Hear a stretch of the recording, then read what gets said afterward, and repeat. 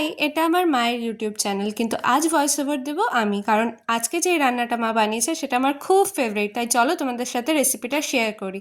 প্রথমে অল্প নারকেল কুচি করে নিয়েছে, আর তারপর রসুন, টমেটো আর লঙ্কা মিক্সিতে পেস্ট করে নিয়েছে, আর তার সঙ্গে দুটো বড় বড় পেঁয়াজ কুচি করেও পেস্ট করে নিয়েছে।